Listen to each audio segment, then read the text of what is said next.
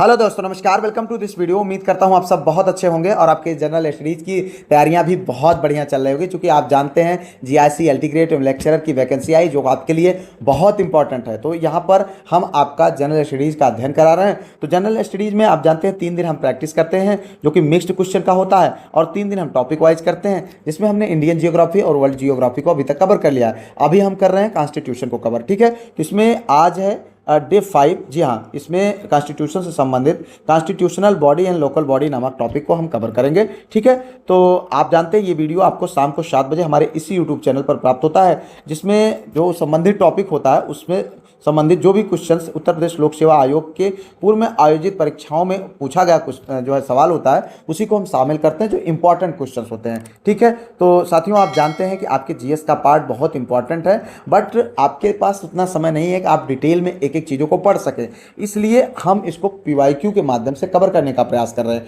और जो हम पढ़ाते हैं बहुत चीज़ें ऐसी होती हैं जिनको आपको लिखने की बहुत ज़्यादा ज़रूरत होती है। अगर नहीं लिखेंगे तो आप भूल जाएंगे। ठीक है, और अगर आप लिखेंगे तो आपका बहुत समय जाएगा। तो ऐसे में आप ये नंबर दिया हो, इस नंबर पर कांटेक्ट कर सकते हैं। एक छोटा सा फीस मैंने रखा, उस ग्रुप में आप शामिल हो सकते हैं, जहां पर जो 3 दिन प्रैक्टिस और 3 दिन जो टॉपिक वाइज मैटर कराया जाता है, उसके बाद 7वें दिन यानी संडे के दिन एक टेस्ट कराया जाता है, जिससे आपकी पढ़ाई की कंटिन्यूटी बनी रहती है। और उस टेस्ट में अभी हमारे जो साथी पढ़ने वाले हैं लगातार धमाल मचाए हुए 100% तक स्कोर वहां पर अर्जित कर रहे हैं। ठीक है, तो निश्चित तौर पर आप जो है उस ग्रुप में जुड़ करके आप इसका लाभ उठा सकते हैं। ठीक है, आइए वीडियो को शुरू करते हैं। यहाँ पर लेते हैं पहला क्वेश्चन है भैया, स्थानीय ग्रामीण शासन के रूप में पंचायती राज प्रणाली सर्वप्रथम क्रमानुसार अपनाई गई। ठीक है, तो इसमें राजस्थान और मध्य प्रदेश में, आंध्र प्रदेश और पश्चिम बंगाल में, राजस्थान और आंध्र प्रदेश में, आंध्र प्रदेश और मध्य प्रदेश में। तो आपको बताना है इसका सही विकल्प क्या है।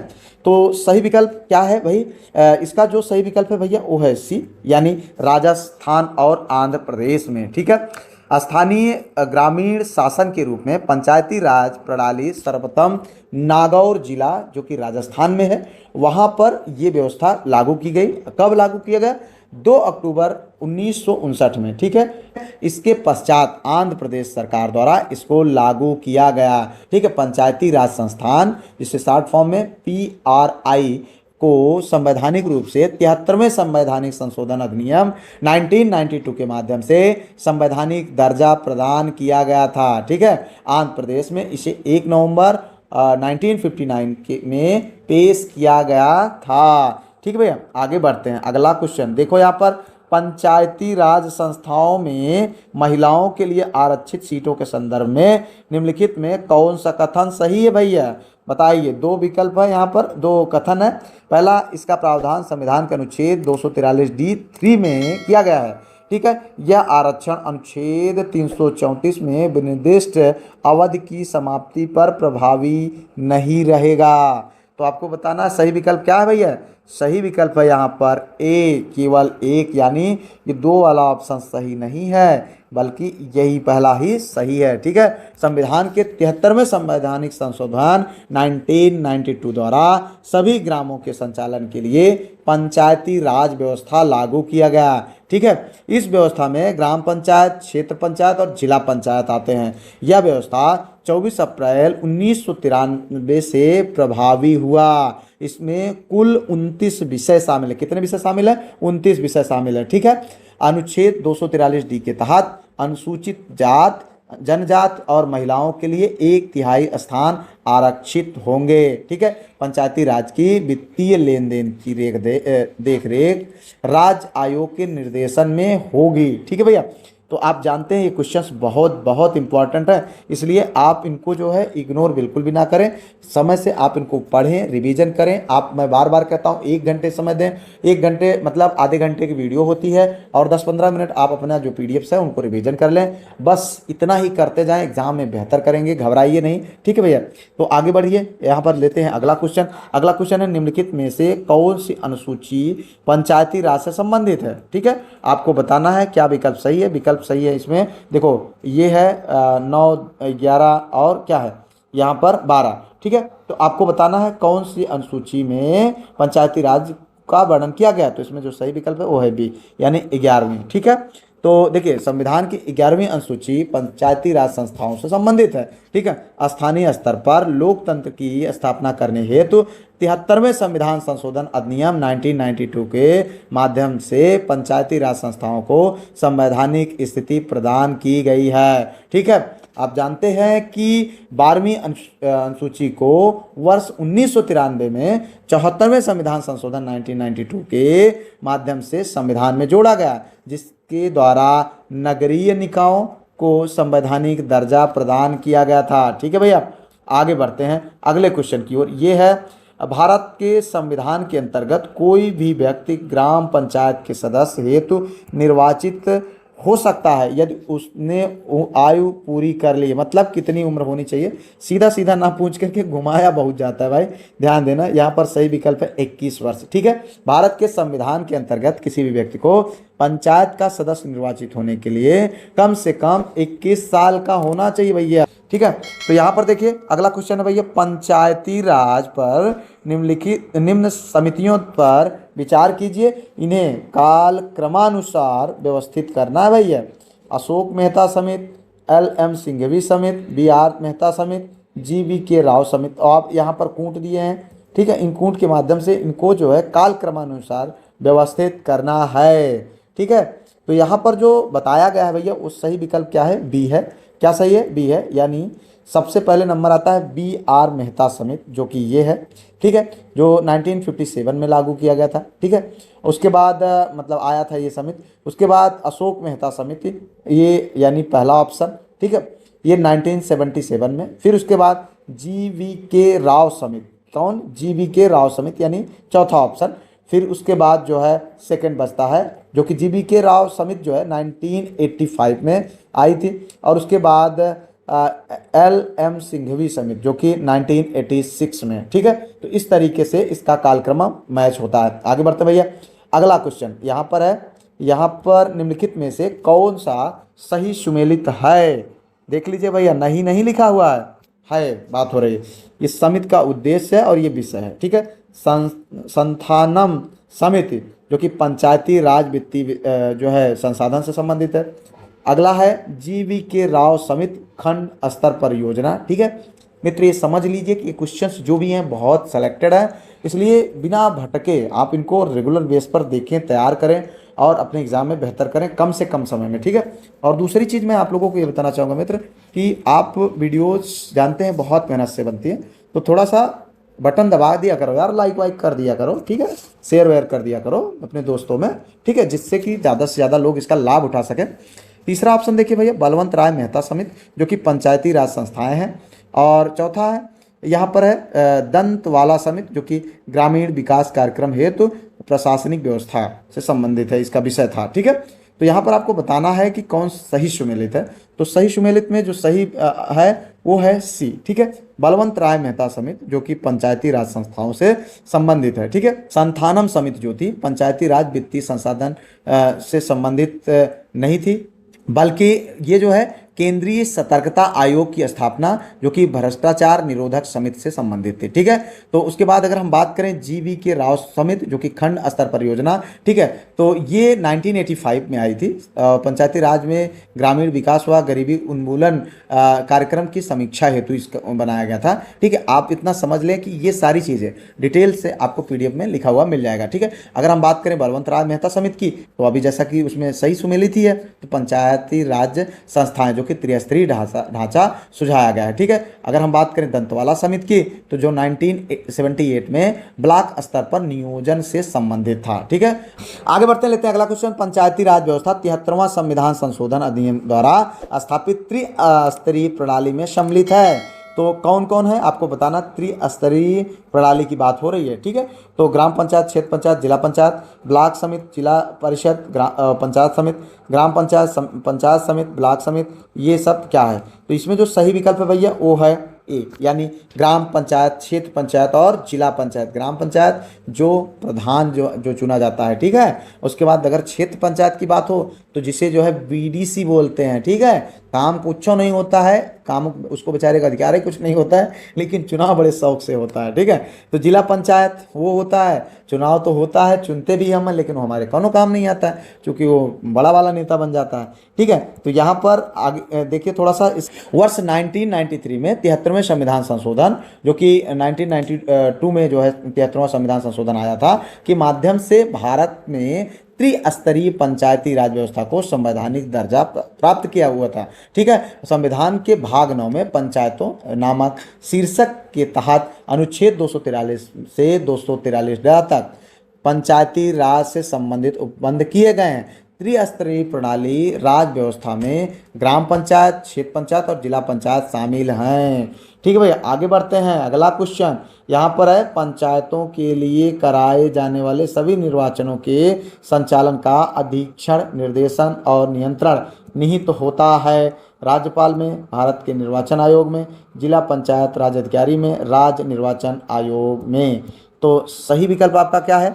सही विकल्प है डी, राज्य निर्वाचन आयोग में। 73वें एवं 74वें संविधान संशोधन अधिनियम 1992 के अधीन प्रत्येक राज्य में पंचायती राज संस्थाओं एवं शहरी निकायों के चुनाव निष्पक्ष व समय पर करवाने हेतु अलग से राज्य निर्वाचन आयोग की व्यवस्था की गई है। ठीक है भैया, राज्य की पंचायतों के समस्त निर्वाचनों एवं नगर पालिकाओं के समस्त निर्वाचनों का अधीक्षण, निर्देशन, नियंत्रण भारत सरकार के संविधान अनुच्छेद 243 का और अनुच्छेद 243 ZA के द्वारा राज्य निर्वाचन आयोग में निहित है। ठीक है भैया, आगे बढ़ते हैं। अगला क्वेश्चन यहाँ पर देखो, पंचायतों के संदर्भ में निम्न में से कौन सा कथन सही है? तो यहाँ पर देखो, कूट दिया गया है 50% सीटें अनुसूचित जाति, अनुसूचित जनजाति की महिलाओं के लिए आरक्षण होगा। ठीक है, दूसरा है, ग्राम सभा एक निकाय है जिसमें ग्राम के रहने वाले सभी लोग रहते हैं। ठीक है, तीसरा, मध्यवर्ती स्तर पर एक पंचायत होगी। अब इन तीन दिए गए जो नीचे कूट दिया है, इन्हीं के अनुसार आपको बताना है कौन सा विकल्प सही है। तो इसमें जो सही विकल्प है वो है भैया डी, केवल 3। ठीक है, मध्यवर्ती स्तर पर एक पंचायत होगी।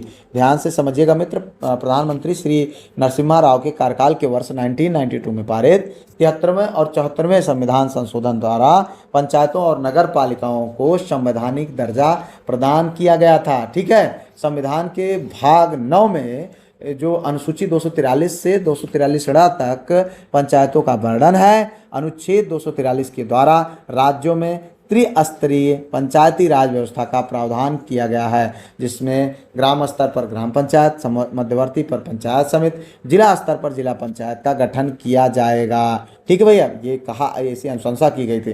प्रत्येक ग्राम पंचायत में एक ग्राम सभा होगी जिसके सदस्य पंचायत क्षेत्र की मतदाता सूची में दर्ज सभी व्यक्ति होंगे। पंचायतों में महिलाओं के लिए 1/3 सीटों का आरक्षण होगा। ठीक है भैया, आगे बढ़ते हैं, लेते हैं अगला क्वेश्चन। भारत में राष्ट्रीय पंचायती राज दिवस मनाया जाता है।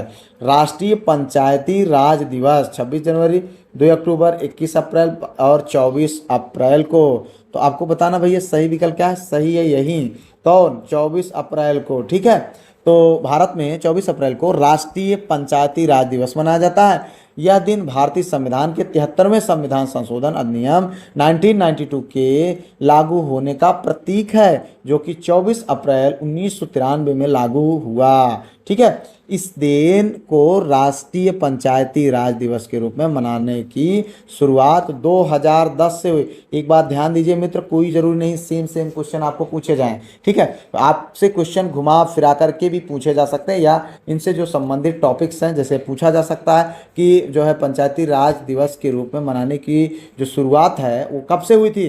तो आपको अगर नहीं मालूम रहेगा तो आप गड़बड़ा जाएंगे। एक एक समय, एक एक नंबर का बहुत कीमती है, इसलिए आप उस पर फोकस करें। ठीक है मित्र, आगे बढ़ते हैं, लेते हैं अगला क्वेश्चन। भैया ध्यान से समझिएगा, निम्नलिखित में से कौन सा ग्राम पंचायतों की आय का साधन नहीं है? ध्यान से समझिएगा, साधन नहीं है। ठीक है, राज्य सरकार द्वारा अनुदान, कृषि आय पर कर, ऐच्छिक दान या उपहार, संपत्ति, जानवर और वाहन पर कर। तो इसमें आपको बताना है सही विकल्प क्या है। सही विकल्प है भैया बी। ठीक है, कृषि आय पर कर। क्या हो रहा है? ग्राम पंचायतों की आय का साधन नहीं है। कौन? कृषि आय पर कर। बाकी क्या है आपको बताना है।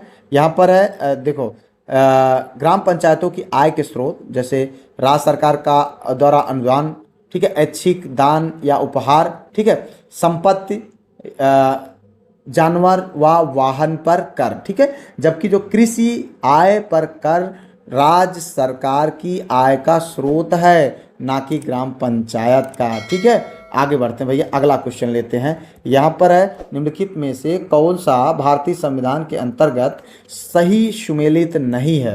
तो ये है क्रम भैया, यहाँ पर विषय, यहाँ पर है भाग। पंचायत 9 भाग में, कार्य नगर पालिकाएं 9 क में, सहकारी समितियां जो है 9 ख में, और अधिकरण जो है 10 में, ठीक है। तो आपको बताना है इसमें सही विकल्प क्या है, यानी सही सुमेलित नहीं है, कौन है ऐसा है, तो आपको उसको बताना है। तो यहाँ पर जो सही सुमेलित नहीं है वो है भैया डी, ठीक है। क्या है डी अधिकरण, जो कि भाग 10 के अंतर्गत, ऐसा फिलहाल नहीं है, ठीक है। भारतीय संविधान के भाग 10 का संबंध अधिकरण से नहीं बल्कि अनुसूचित जो क्षेत्रों और जनजातीय क्षेत्रों से है, ठीक है। अधिकरण का वर्णन भाग 4 में किया गया है, ठीक है। आगे बढ़ते हैं भैया, अगला क्वेश्चन लेते हैं। यहाँ पर है भारत में त्रिस्तरीय पंचायती राज तंत्र की सिफारिशें की थी किसने, मतलब कौन सी समिति ने सिफारिश की थी, तो आपको बताना है। यहाँ पर जो सही विकल्प है 4 विकल्प है, अशोक मेहता समिति, बलवंत राय मेहता समिति, जीवी राव समिति और LM सिंघवी समिति, ठीक है। तो अभी आप जानते हैं कि भारत में त्रिस्तरीय पंचायती राज की सिफारिश की गई थी, ठीक है। तो इस यहाँ पर जो सही विकल्प है मित्र वो है आपका बी विकल्प, यानी बलवंत राय मेहता समिति, ठीक है। तो यहाँ पर बलवंत राय मेहता समिति भारत में त्रिस्तरीय लोक पंचायत की सिफारिश किया गया था, इस मतलब इस समिति के द्वारा, ठीक है। और इस समिति का गठन BR मेहता की अध्यक्षता में वर्ष 1957 में किया गया था, ठीक है।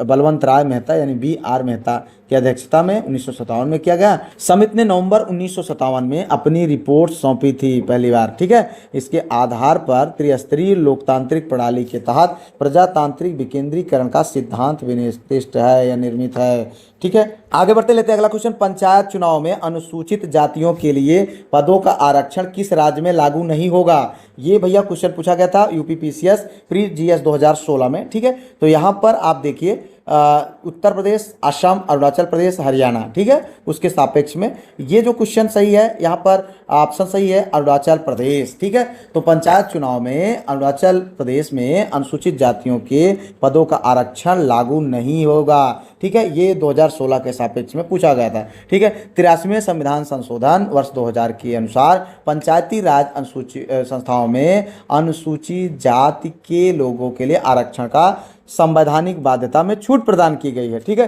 संशोधन के तहत पंचायती राज अधिनियम में धारा 3A जोड़ी गई, जिनके अनुसार अरुणाचल प्रदेश को यह छूट इसलिए दी गई क्योंकि राज्य में कोई अनुसूचित जाति नहीं है, ठीक है, इसलिए। आगे बढ़ते हैं भैया, अगला क्वेश्चन लेते हैं। यहाँ पर है पंचायती राज संस्थाओं में महिलाओं के लिए आरक्षित स्थानों जिसे सीटों के संदर्भ में निम्नलिखित में से कौन सा कथन सही है।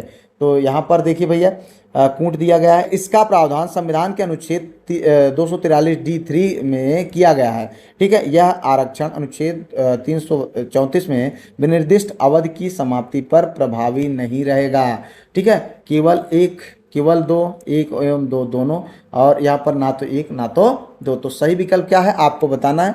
सही विकल्प है भैया ए, यानी केवल एक, यानी यही कूट आपका सही है, बाकी नहीं, ठीक है। तो इसको आप समझिएगा मित्र। यहाँ पर है संविधान के अनुच्छेद 243D3 के अनुसार प्रत्येक पंचायत में प्रत्यक्ष निर्वाचन द्वारा भरे जाने वाले स्थानों की कुल संख्या के कम से कम 1/3 स्थान स्त्रियों के लिए आरक्षित रहेंगे, ठीक है। और ऐसे स्थान किसी पंचायत में भिन्न भिन्न निर्वाचन क्षेत्रों को चक्रानुक्रम में आवंटित किए जा सकेंगे। इस प्रकार जो है यहाँ पर जो कथन एक है वो सही है, एक। आगे बढ़ते हैं, अगला क्वेश्चन लेते हैं। यहाँ पर है भारतीय संविधान के अनुच्छेद 243ZJ के अनुसार सहकारी समिति के निदेशक की अधिकतम संख्या हो सकती है। आपको बताना है 21, 15, 11 और 7। तो सही विकल्प क्या है। सही विकल्प है भैया ए, यानी यहाँ पर 21 सही है, ठीक है। तो संविधान के अनुच्छेद 243ZJ के अनुसार सहकारी समितियों के निर्देशक मंडल की अधिकतम संख्या 21 हो सकती है, परंतु सहकारी समितियों के निदेशकों की न्यूनतम और अधिकतम संख्या का उपबंध राज्य विधानमंडल द्वारा समय समय पर जो है समय समय पर विधि बनाकर किया जाता है। वार्ड समिति के सदस्यों एवं पदाधिकारियों का कार्यकाल जो है निर्वाचन की तिथि से 5 वर्ष के लिए होता है। ठीक है, आगे बढ़ते हैं, अगला क्वेश्चन लेते हैं। यहाँ पर है, नव युवकों द्वारा 18 वर्ष की आयु पर मताधिकार का पहली बार प्रयोग आम चुनाव में किया गया था, तो आपको बताना है कब। जो सही विकल्प है भैया वो है 1987, 1988, 1989, 1990। ठीक है, तो ये है आपका कौन सा सही विकल्प, यहाँ पर 1989। क्या सही है, 1989। 61वें संविधान संशोधन अधिनियम 1988 के द्वारा अनुच्छेद 326 में संशोधन करके मतदान की उम्र 21 वर्ष से घटाकर 18 वर्ष कर दी गई है। ठीक है भैया, आगे बढ़ते हैं, लेते हैं अगला क्वेश्चन। यहाँ पर है भैया, 15वें वित्त आयोग द्वारा निर्धारित करों के क्षैतिज वितरण के मानदंडों के अंतर्गत निम्न में से किस मापदंड को उच्चतम भार मिलता है, यानी ये मापदंडों से उच्चतम आपको बताना है। यहाँ पर है जनसंख्या, क्षेत्र, कर एवं राजकोषीय प्रयास, आय यानी दूरी। तो यहाँ पर जो सही विकल्प है वो है भैया डी, यानी आय दूरी। ठीक है, 15वें वित्त आयोग द्वारा निर्धारित करों के क्षैतिज वितरण के मानदंडों के अंतर्गत आय दूरी जो कि 45% को उच्चतम भार जो है मिलता है। ठीक है, यह क्षैतिज हिस्सेदारी आवश्यकता, बराबरी एवं प्रदर्शन के सिद्धांत के आधार पर तय की गई है। ठीक भैया, आगे बढ़ते हैं, अगला क्वेश्चन यहाँ पर लेते हैं। देखो तो भैया ये थोड़ा सा आप लोगों को क्लिष्ट लग सकता है, लेकिन बहुत आसान क्वेश्चन है, इसीलिए इन सारे क्वेश्चन को शामिल किया जाता है। ठीक है, नीचे 2 कथन दिए गए हैं, यहाँ पर एक ए है और दूसरा आर है। ठीक है, तो एक कथन ए जो है ए तथा दूसरे को कारण आर का जो है कहा गया है करना। ठीक है, तो यहाँ पर देखिए मित्र, जो आपका वित्त आयोग के अध्यक्ष एवं सदस्यों की योग्यताओं का निर्धारण भारत का राष्ट्रपति करता है। ठीक है, अध्यक्ष व सदस्यों की नियुक्ति भारत के राष्ट्रपति के द्वारा होती है। यहाँ पर आपको बताना है सही विकल्प क्या है, तो मैं आपको बता दूं सही विकल्प जो है वो है भैया यहाँ पर डी। गलत एक है परंतु आर सही है। ठीक है, ये आपका सही आंसर होना चाहिए। ठीक है, तो ये गलत है परंतु आर सही है। ठीक है, अध्यक्ष व सदस्यों की नियुक्ति भारत के राष्ट्रपति के द्वारा होती है। आगे बढ़ते लेते हैं अगला क्वेश्चन। भारत में वित्त आयोग का प्राथमिक कर्तव्य है संघ और राज्यों के मध्य कर राजस्व के वितरण हेतु सिफारिशें देना। ठीक है, और दूसरा है संघीय वार्षिक बजट तैयार करना। तीसरा है राष्ट्रपति को वित्तीय मामलों पर परामर्श देना, और चौथा है संघ व राज्य सरकारों के विभिन्न मंत्रालयों विभागों के लिए निधियों का विनियोजन करना। ठीक है, तो इसमें जो सही विकल्प है आपको बताना है भैया। सही विकल्प है इसका यहाँ पर जो है ए आंसर। ठीक है, राजस्व संघ और राज्यों के मध्य कर राजस्व के वितरण हेतु सिफारिशें देना, ये आपका सही विकल्प है। भारतीय संविधान के अनुच्छेद 280 के तहत राष्ट्रपति प्रत्येक 5 वर्ष पर वित्त आयोग का गठन करता है। ठीक है, वित्त आयोग का प्राथमिक कर्तव्य संघ और राज्यों के मध्य कर राजस्व के वितरण हेतु सिफारिश देना होता है। वित्त आयोग एक संवैधानिक संस्था है जिसमें एक अध्यक्ष और 4 सदस्य होते हैं। ठीक है भैया, तो ये देखिए आगे अगला क्वेश्चन यहाँ पर है भैया, 12वें वित्त आयोग का अध्यक्ष कौन था। बात हो रही 12वें। ठीक है, 12वें वित्त आयोग का अध्यक्ष कौन था भाई बताओ। तो इसमें जो है पहला विकल्प है केसी पंत, दूसरा है सी रंगराजन। ठीक है, तीसरा है राजमन्नार, चौथा है संथानम। तो सही विकल्प क्या है, सही विकल्प है भैया यहाँ पर बी, यानी सी रंगराजन। 12वें वित्त आयोग के अध्यक्ष डॉक्टर सी रंगराजन जो कि 2005 से 2010 तक थे। वर्तमान जो कि 16वें वित्त आयोग के अध्यक्ष श्री अरविंद पनगड़िया साहब हैं। ठीक है, आगे बढ़ते हैं भैया, अगला क्वेश्चन लेते हैं। भारत के नियंत्रक एवं महालेखा परीक्षक को कौन नियुक्त करता है। ठीक है, नियंत्रक और महालेखा परीक्षक देखो भैया बहुत बार क्वेश्चन पूछा गया। राष्ट्रपति, लोकसभा का अध्यक्ष, योजना आयोग का अध्यक्ष, वित्त मंत्री। ठीक है, तो सही विकल्प क्या है आपको बताना है। सही विकल्प है भैया ए, यानी राष्ट्रपति। ठीक है, जब नियुक्ति की बात आती है राष्ट्रपति सबसे आगे रहता है। ठीक है, भारत के नियंत्रक एवं महालेखा परीक्षक जिसे CAG कहा जाता है, ठीक है, की नियुक्ति राष्ट्रपति करते हैं। CAG का कार्यकाल 6 वर्ष या 65 वर्ष की आयु तक होता है। भारतीय संविधान का अनुच्छेद 148 से 151 नियंत्रक एवं महालेखा परीक्षक से संबंधित है। आगे बढ़ते हैं भैया, अगला क्वेश्चन लेते हैं। यहाँ पर है, किस वर्ष में अकाउंटिंग को ऑडिटिंग यानी लेखा परीक्षण से अलग किया गया तथा नियंत्रक एवं महालेखा परीक्षक का कार्य केवल सरकारी लेखा तक सीमित रह गया। ठीक है, तो 4 विकल्प है भैया, आपको बताना है कब, 1975, 1977, 1976, 1981। ठीक है, तो यहाँ पर जो सही विकल्प है भैया वो है सी। क्या सही विकल्प है? सी, 1976। ठीक है, तो 1976 में अकाउंटिंग को ऑडिटिंग से अलग किया गया। ठीक है, इसके बाद नियंत्रक एवं महालेखा परीक्षक का कार्य केवल सरकारी लेखा तक सीमित रह गया है। ठीक है भैया, आगे बढ़ते हैं, अगला क्वेश्चन लेते हैं। यहाँ पर है, भारतीय संविधान के निम्नलिखित अनुच्छेदों में से कौन सा एक संघ लोक सेवा आयोग तथा प्रत्येक राज्य के लिए लोक सेवा आयोग हेतु प्रावधान करता है? अनुच्छेद 315 का 15, 320, 312, 318। ठीक है, तो यहाँ पर सही विकल्प क्या है? सही विकल्प है भैया ए, यानी अनुच्छेद 315। ठीक है, भारतीय संविधान के अनुच्छेद 315 के अनुसार संघ लोक सेवा आयोग एवं प्रत्येक राज्य के लिए एक लोक सेवा आयोग होगा। ठीक है, संघ लोक सेवा आयोग के अध्यक्ष एवं सदस्यों की नियुक्ति राष्ट्रपति द्वारा तथा राज्य लोक सेवा आयोग का अध्यक्ष एवं सदस्यों की नियुक्ति राज्यपाल द्वारा किया जाता है। आगे बढ़ते हैं, लेते हैं अगला क्वेश्चन। भारतीय संविधान के निम्नलिखित में से किस अनुच्छेद के तहत उत्तर प्रदेश में महाधिवक्ता की नियुक्ति होती है? ठीक है, आपको बताना है भैया क्या सही विकल्प है। तो यहाँ पर है अनुच्छेद 165, अनुच्छेद 166, अनुच्छेद 167, अनुच्छेद 168। ठीक है, भारतीय संविधान के अनुच्छेद 165 के तहत उत्तर प्रदेश का राज्यपाल उच्च न्यायालय का न्यायाधीश नियुक्त होने के लिए अर्हित कि जो है किसी व्यक्ति को राज्य का महाधिवक्ता नियुक्त करेगा। ठीक है, महाधिवक्ता राज्यपाल के प्रसाद पर्यंत पद पर बना रहेगा। आगे बढ़ते लेते हैं अगला क्वेश्चन। भारत के महान न्यायवादी के संबंध में निम्नलिखित में से कौन सा कथन सही नहीं है? वह मंत्रिमंडल का सदस्य नहीं है, उसे संसद के सदनों में बोलने का अधिकार है, उसे संसद में मत देने का अधिकार है, उस उपरोक्त में से कोई नहीं। तो यहाँ पर देखो क्या पूछ रहा भैया, कौन सा कथन सही नहीं है? तो ये सही विकल्प नहीं है, यानी यही जो है तीसरा जो है कथन जो कहा गया वो सही नहीं है। ठीक है, तो यहाँ पर जो सही होता है कौन? सी। तो थोड़ा सा ध्यान दीजिएगा मित्र, भारत के महान न्यायवादी जिसे अटॉर्नी जनरल बोला जाता है को संसद में मत देने का अधिकार नहीं होता है। संविधान में भारत के महान न्यायवादी के पद की व्याख्या की गई है।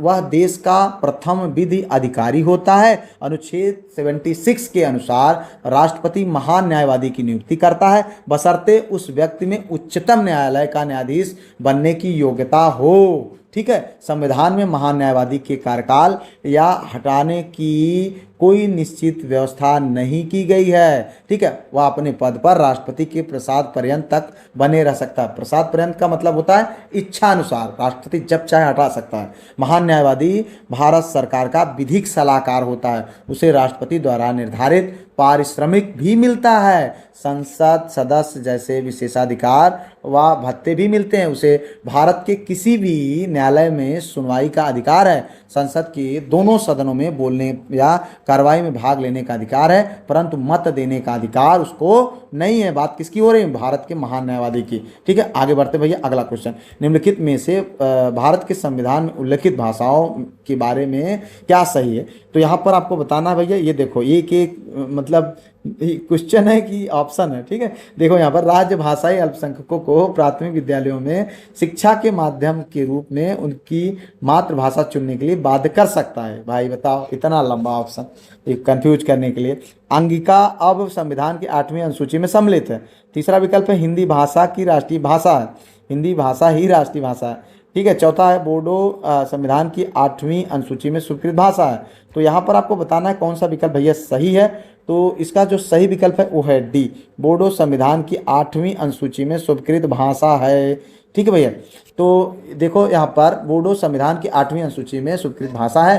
राज्य भाषाएं अल्पसंख्यकों को प्राथमिक विद्यालयों में शिक्षा के माध्यम के रूप में इनकी मातृभाषा चुनने के लिए बाध्य नहीं कर सकता। ठीक है, हिंदी भारत की राष्ट्रीय भाषा नहीं बल्कि राज्य भाषा है। संविधान की 8वीं अनुसूची में वर्तमान में 22 भाषाएं वर्णित है। ठीक है, तो सिंधी भाषा को 21वें संविधान संशोधन 1967 में शामिल किया गया। कोंकणी मणिपुर नेपाली को 71वें संविधान 1992 तथा मैथिली डोंगरी बोंडो और संथाली को 92वें संविधान संशोधन 2003 द्वारा जोड़ा गया है। ठीक है भैया, आगे बढ़ते हैं अगले क्वेश्चन की ओर। यहाँ पर देखिए, भारतीय संविधान का कौन सा अनुच्छेद हर राज्य को प्राथमिक स्तर पर उसकी मातृभाषा में शिक्षा उपलब्ध कराने का प्रोत्साहन देता है? वो है अनुच्छेद 343, 349, 350, 300 जो है 50 का और अनुच्छेद 351। ठीक है, यहाँ पर जो सही विकल्प है वो है भैया अनुच्छेद 350 का। ठीक है, तो ध्यान से समझिएगा मित्र, भारतीय संविधान का अनुच्छेद 350 का हर राज्य को प्राथमिक स्तर पर उसकी मातृभाषा में शिक्षा उपलब्ध कराने का प्रोत्साहित देता है। ठीक है, भारतीय संविधान के भाग 17 के अंतर्गत अनुच्छेद 343-51 में राजभाषा के बारे में उल्लेख है। ठीक है, प्रथम राजकीय भाषा आयोग का गठन 1955 में वी.जी. खेर की अध्यक्षता में हुआ था। ठीक है, तो इस तरीके से आगे बढ़ते हैं सेकंड लास्ट क्वेश्चन की ओर, जो कि है राज्य लोक सेवा आयोग के संबंध में निम्नलिखित में से कौन सा कथन सही है? ठीक है, तो यहाँ पर देखिए 4 दिए गए हैं। सदस्यों की संख्या संविधान द्वारा निर्धारित है। ठीक है, राज्य लोक सेवा आयोग के सदस्यों को हटाने का अधिकार राज्यपाल के पास है और राज्यपाल राज्य लोक सेवा आयोग के सदस्यों की संख्या का निर्धारण करता है। ठीक है, राज्य लोक सेवा आयोग के सदस्य 65 वर्ष की उम्र तक पद पर बने रह सकते हैं। ठीक भैया, तो इसका जो सही विकल्प आपको बताना है इन चारों कथनों में से आपको कौन सा सही है, तो सही है भैया सी, यानी राज्यपाल राज्य लोक सेवा आयोग के सदस्यों की संख्या का निर्धारण करता है। ठीक है, सी विकल्प आपका सही है। ठीक है, आगे बढ़ते हैं भैया अंतिम क्वेश्चन की ओर। राष्ट्रीय मतदाता दिवस मनाया जाता है 15 जनवरी को, 25 जनवरी को, 15 फरवरी को और 25 फरवरी को। तो सही विकल्प है भैया, आपको बताना क्या सही विकल्प है। इसका सही विकल्प है बी, 25 जनवरी को। जी हाँ, तो भारत में राष्ट्रीय मतदाता दिवस प्रत्येक वर्ष 25 जनवरी को मनाया जाता है और जबकि जो है 15 जनवरी को थल सेना दिवस मनाया जाता है। इस तरीके से आपका 30 क्वेश्चन का ये जो प्रैक्टिस है, जो तैयारी है, वो कंप्लीट हुई। उम्मीद करता हूँ बहुत अच्छा कर रहे होंगे, सीख रहे होंगे। कोई कमी हो, कोई सुझाव हो, आप कमेंट बॉक्स में दीजिए। आपके कितने क्वेश्चन सही हो उसको जरूर लिखिए। और हाँ, अभी तक वीडियो को लाइक शेयर सब्सक्राइब हाइप ना किया हो तो यार कर लेना। ठीक है, मिलते हैं किसी और वीडियो में किसी और टॉपिक पर। तब तक के लिए जय Hind, Vande Mataram, best of luck.